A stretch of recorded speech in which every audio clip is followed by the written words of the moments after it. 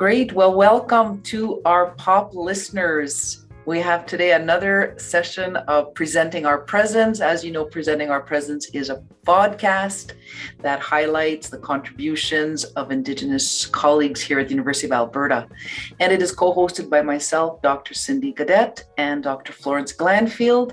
But today we have Michelle Durocher, who is coming back, who is a POP guest, coming back to co-host with me. And I'm so excited, Michelle, that you accepted not only to be a POP guest, but actually to come back and host this session today with us. So welcome back, Michelle.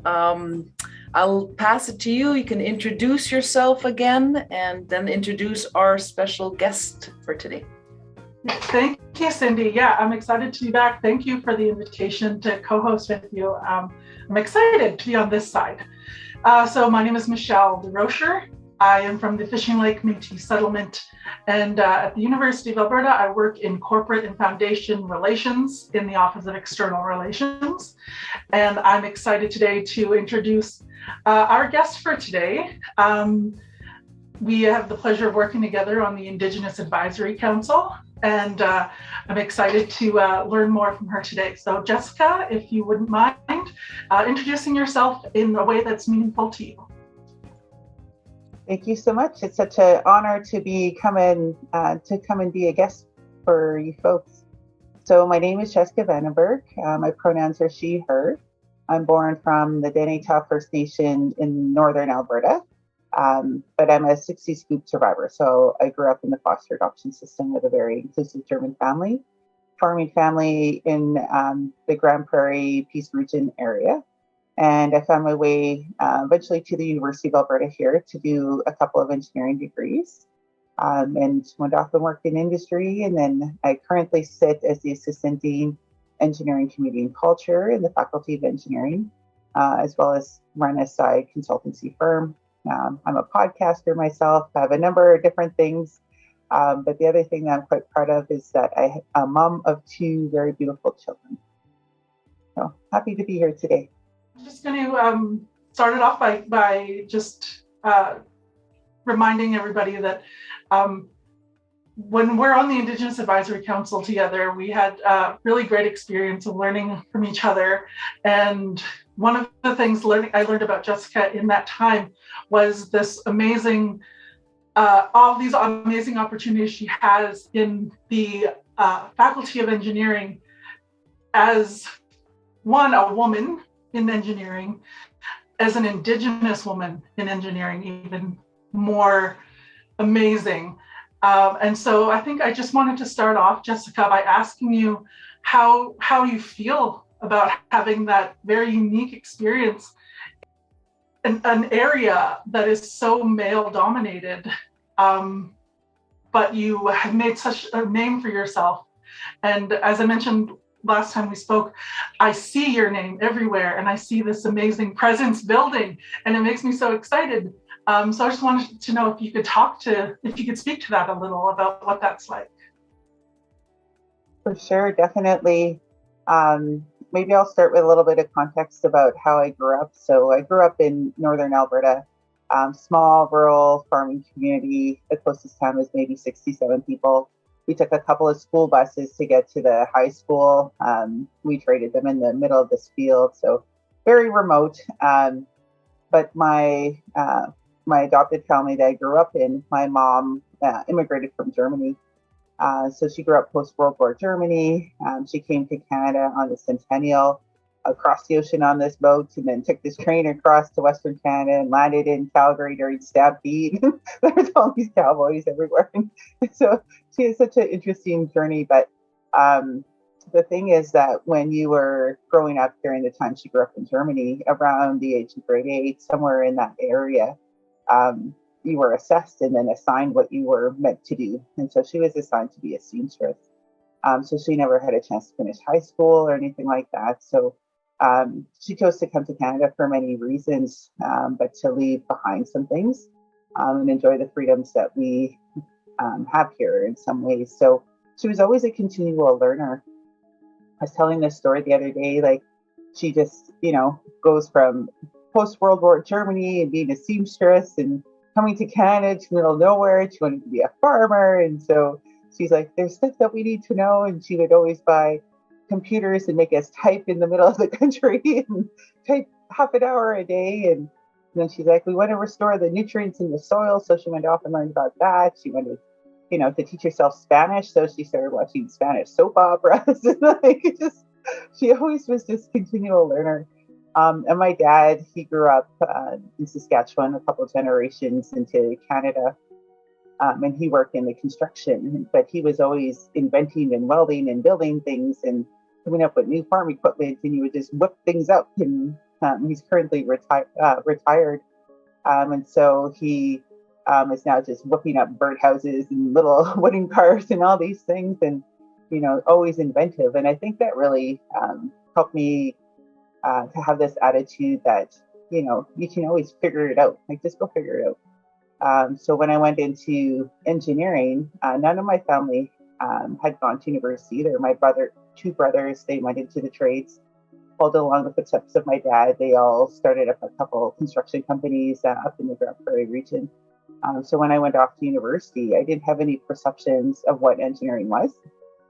We didn't really know. I didn't know until grade 11 that engineering even existed. And someone came and told me all about it. And so I was like, oh, that sounds way better than medicine or the other kind of thoughts that I had in my head. So I went into it. But I didn't come with preconceived notions. And no one said to me, oh, you're going to be the only female in some of your classes, or the only First Nations person. And at that time, being a 60 scoop survivor, I was lost. I was a bit lost in terms of my ancestry and identity, and was pretty deep in denial from the community I grew up in, where it was primarily white, rural Alberta. So I was still trying to find myself. And so I was okay not identifying at that time as First Nations, but I knew that I was the only one. But I never felt that was odd, because in the community I grew up in, I was always the only one that looked like me too. So it's something that's always been there since I was little. And so, people ask me sometimes, like, how do you grow these skill sets of, not caring so much about what people think of you, or, building the confidence you need to speak up when you're the only one speaking an opinion different than everyone else.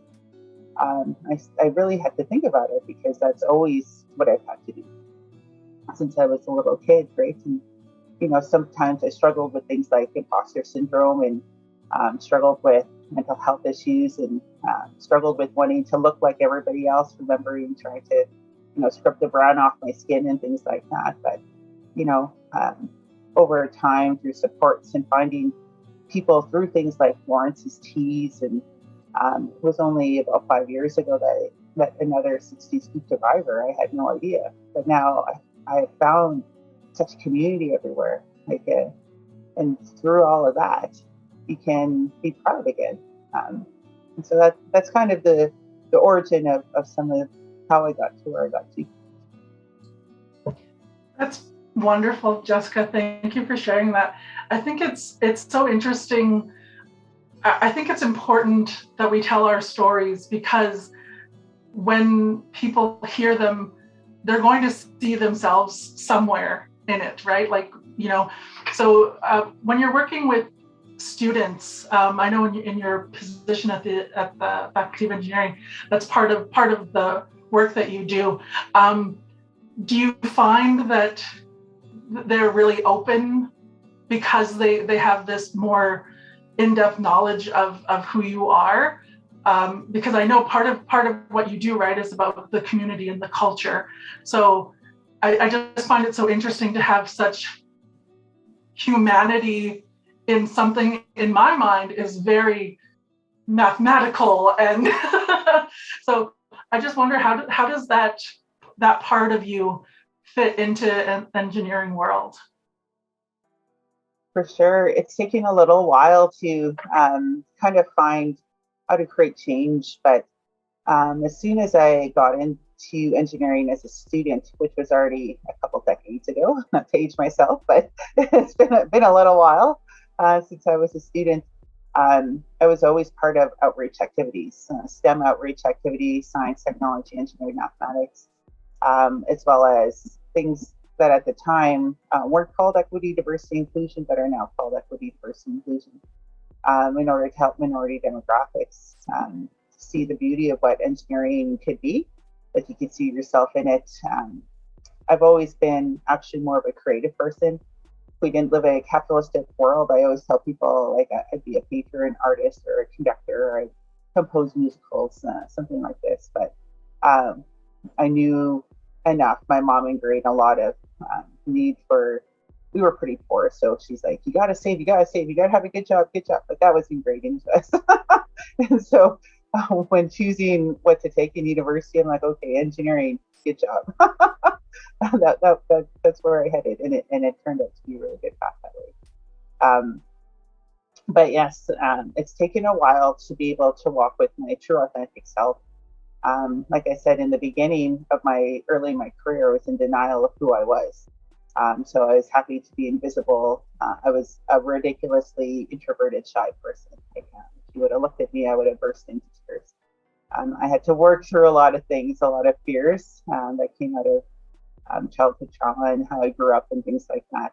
Big fear of authority and fear of public speaking, fear of abandonment, like all sorts of things, right? That come in the way that we grow up sometimes. And then I remember transitioning a bit more into wanting to blend in. So it was the time of, all the mining guys. I worked in the mine for about 10 years. So all the mining guys would talk hockey and football. So I'm like, okay, I'm going to learn about hockey and football and just blend in, right? And but now I've worked really hard to move towards a place where I can be authentic. And I find that authenticity, walking with the humility teaching that the elders teach us, has really helped me to build safe and brave places where people come and they share and they say, oh, exactly what you said, Michelle. Oh, I can relate to that. Or, sometimes I feel like that too. And it really drives us and motivates us why we need to make change in the engineering profession. There's a lot of arrogance at times, saviorism, tokenism, a lot of tenets in there that come from being part of a profession that are problem solvers.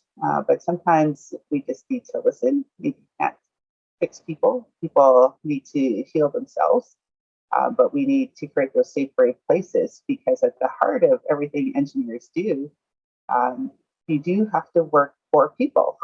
You do have to work for things that help humanity or help the environment, or solutions to fix problems that have come from the past, or things like that. But we need to merge the two worlds of working with people along with the mechanical, mathematical science part.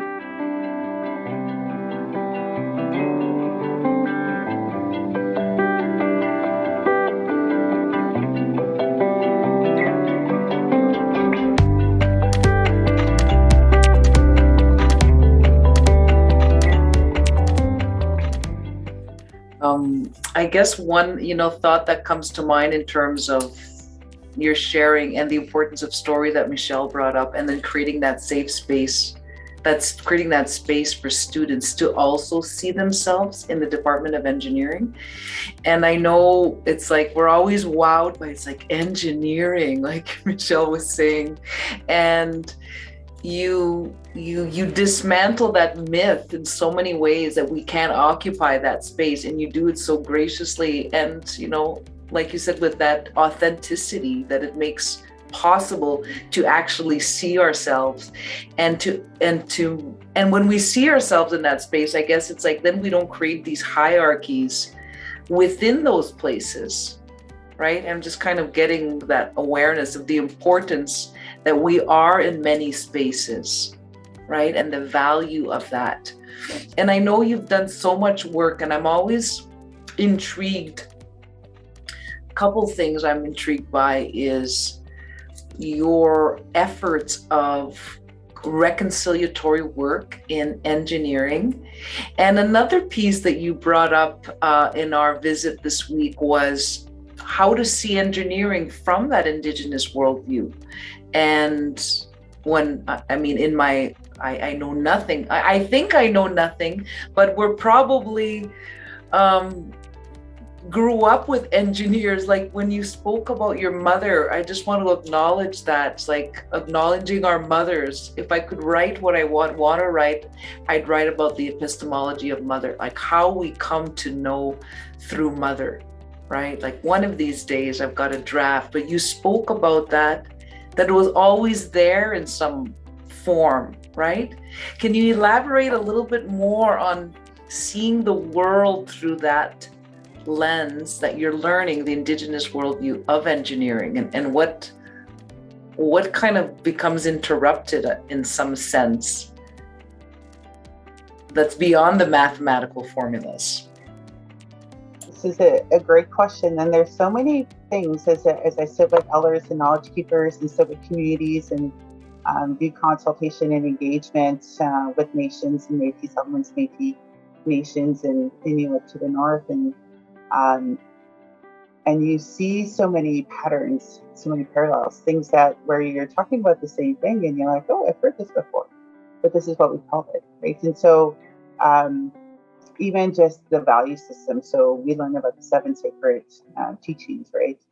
Humility, honesty, respect, courage, truth, wisdom, love. We learn about these things. There's a great paper written by John DeLargis. He's a Indigenous man from Saskatchewan, professional engineer. He's actually the incoming president for APEGS, which is the engineering regulator in Saskatchewan. But he wrote this great paper that parallels the Cree value system against the engineering code of ethics. And that it is like the values are the same. The intent of what we want to do and how we want to work and how we want to walk is the same. We all want to walk in a good way, in an ethical way. People don't want to go out and harm people. Engineers don't want to go out and build bridges to collapse and buildings to fall and things to explode. That is not what we want. We want to create good places and spaces and be able to restore Earth. And now everything's moving towards climate change and sustainability. But these movements towards climate change sustainability also align with Indigenous ways of knowing, being, and relating. We follow natural law. We knew all along that we walk with land spirit and water spirit and insect kingdom and the sun and the moon. And like these things are our relations, and they're meant to be treated with respect. They're meant to be treated in a way that you only take what you need. And now people are saying, oh, with climate change, maybe we should only be taking what we need. And maybe we should have a better relationship with water. And maybe we should do things a little bit different. So these things are coming that have already been taught. And you hear the teachings around, for example, how a lake ecosystem works, how the fish are in community with the plants, with the water, and then with the air, and the effects then of, say, a refinery operation and all of that. These things are known by the elders. So if they had done consultation in the way that elders speak, they would have heard, the effects of this, and they would have said, we see it in the fish, or we see it in the water, or we see it in the change in this. These things are already known because the elders and knowledge keepers sit and they observe these things, and they can speak it in their own way, but maybe not using the same scientific terms. But the phenomena is the same, right? So we see it in that way. And it's just, there's so many places where we just need to adopt a different way, even of running meetings, right? So often I use the circle technique in my meetings now too, because the engineering profession has a lot of personalities in it. There is a lot of people who are introverted. And so when we're thinking about innovation and creating ideas or making sure that we're managing all the risks, so if we run a meeting in a circle and give everybody the time and space they need to speak, the ones who are more thoughtful have the time to speak up. But normally, if you put it in a lecture style and say, does anybody have any questions? Nobody says anything, right? But a circle style would help with something like that. So just little things like that make all the difference of merging the worlds. And it's always tough because people always think that these things are at odds, or it's very complicated, or they're afraid of reconciliation because in their head they've made it this really, really big thing. But it's all the tiny things when you add it up together, make really big change. That's beautiful, Jessica. I was just thinking that while you were speaking, when you're talking about like going to elders or knowledge keepers for information on a build or a project, and how in my mind I'm like, you're talking about like the ecosystem. I'm like, oh, like biology.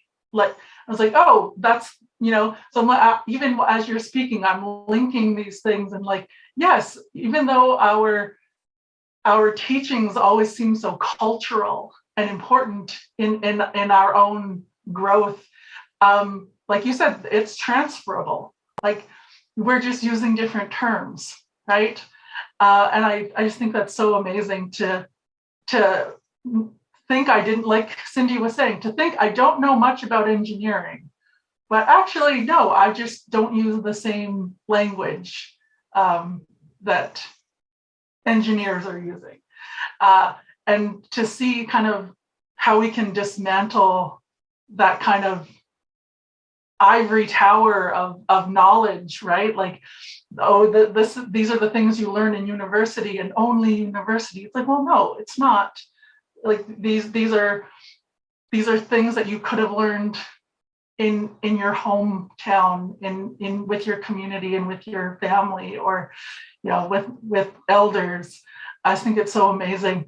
In engineering, do you find that these ideas are I guess specifically at the University of Alberta's engineering, since that's where you work, are these ideas becoming more welcomed, like as your time with the university kind of carries on? Is it like easier to share those ideas? Are they more having a bigger impact? This is a great question, and I've worked in this space. It's been called something different all along, for a couple decades as well, and things have come a long ways for sure. Like I worked in engineering at a time where, when I started out, like we would eat our lunches in pornography plastered lunchrooms, like a lot of sexual slander, no access to washrooms in certain places, PPE that was made for men, not for women.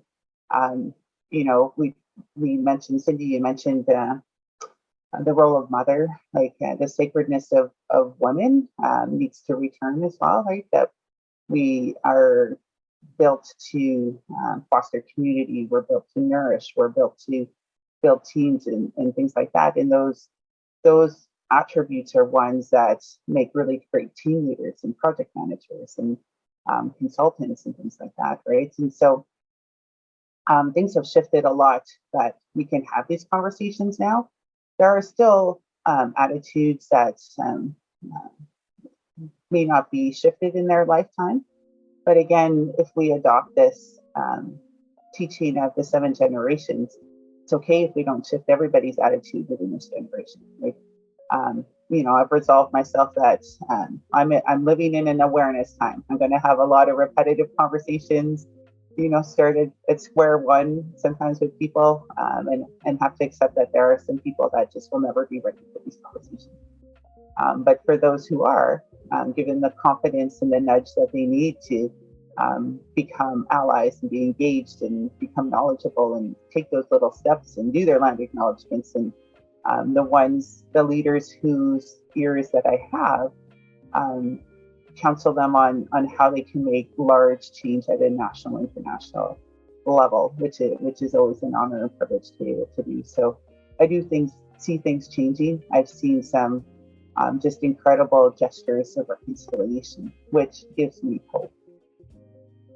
Well, you are clearly a force, Jessica. We knew that already. You're just kind of confirming and taking that on, the reconciliatory work within Faculty of Engineering, and just creating that space, like you said, for that change and remaining positive. So I totally want to acknowledge you and salute you for that, and create space for your podcast so we can do a promo so we can hear more, because I'm sure our pop guests will want to hear more of you, hear more of your work and your inspiration and your vision. And so tell us a little bit about your podcast and where we can follow you. For sure. So the podcast is called Unsettled, Journeys in Truth and Conciliation, because reconciliation isn't the right word. So we use conciliation. The original idea is of actually my co-host. His name is George Lee. We both used to work together at the Engineering Regulator, the Association of Professional Engineers and Geoscientists of Alberta, or AGA. When I had left the organization, George and I kept in touch. And when he retired, he said, I have this project that's been on my mind. And he said, it's going to be a podcast. He's like, I want to make a gesture towards a call to action and reconciliation. He grew up in BC, very close to a reserve. And, he is interested in doing what he can as a settler man. And so he said, I want to make sure that we do this very balanced. He said, I want to be the settler man. He said, you can be this great, you're in First Nations lady. Let's see what we can do together. And so we kind of just wung it and cooked it up. But we've done everything as balanced as we could. So the logo is designed by a settler Indigenous person team. The music is a First Nations man from out in BC. Everything, George, I'm going to give him 1,000 celebrations here that he produces it all. He does pretty much everything. I get to show up, have these fabulous conversations. We use both of our networks to find the guests, but we talk to First Nations, Métis, Inuit people to amplify them, lift them up, talk about their stories. We've interviewed folks like Joe Buffalo, the professional skateboarder. He talked about his residential school experience and what he's done. Our own Dwayne Donald here from the university, he was one of our guests. We've talked to settler allies, people who have really made some grand gestures through the work that they've done, either at museums or in their music work, or within the organizations that they're leaders in. And we've talked about why and how they do that. So we hope to inspire more allyship and sponsorship and people who can walk with us.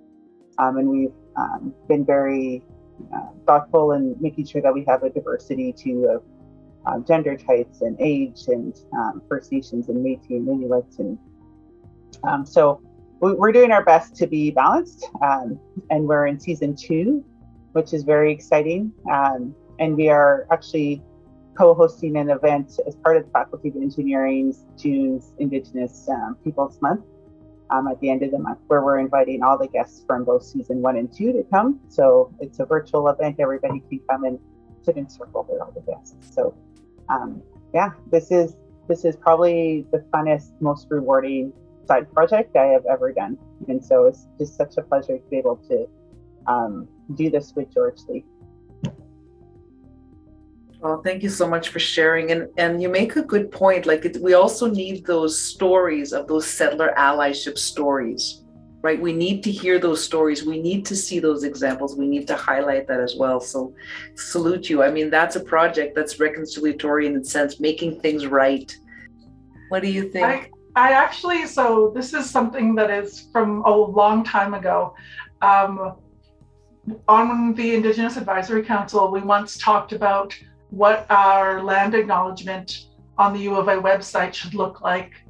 And I remember, Jessica, you shared yours, and I don't remember exactly how it was worded, or if you know it verbatim off the top of your head now. But I was wondering if we could just have you recite that for us. I would just love to hear it, if that's okay with you. Putting you on the spot. For sure, no problem. Yeah. So it's always an honor and a privilege to be asked to acknowledge the land. And so today finds me on the traditional territory Treaty 6, Métis Nation of Alberta, Zone Number 4 here in Edmonton, Alberta, also known as the Miskwashi Waskahagan. Edmonton has been known as a traditional meeting place of First Nations, Métis, Inuit people Their hearts and footsteps have crossed these lands for many generations and many years. And part of why we honor First Nations Métis Inuit people are not only because of the oppressive history that they've experienced in the relationship with Canada, but also they have acted as stewards towards the relationship with Land Spirit. And we need to honor those who act in stewardship. We also, as part of the land acknowledgement, I always like to acknowledge Land Spirit herself. She's been here since time immemorial and will be here forevermore. And so she has always nourished, protected us, and embraced us. And for that, I'll always be grateful. And so for my heart and spirit to yours, that is usually what I say for a land acknowledgement. Thank you so much, Jessica. That was amazing. Hi, and merci. I think that's a beautiful way to close, with you sharing your land acknowledgement and in some way blessing us with your voice and your teachings, your beauty and your brilliance. So thank you so much, Jessica, for You're welcome. being part of our pod. Michelle, great questions.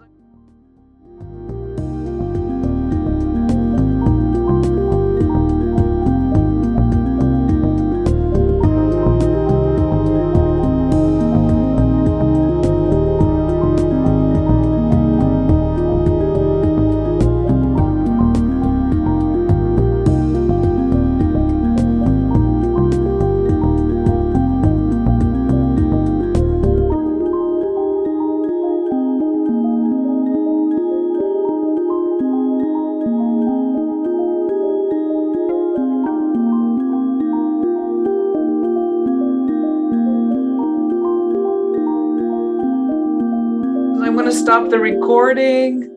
I said I wouldn't talk, but here I am going on talking.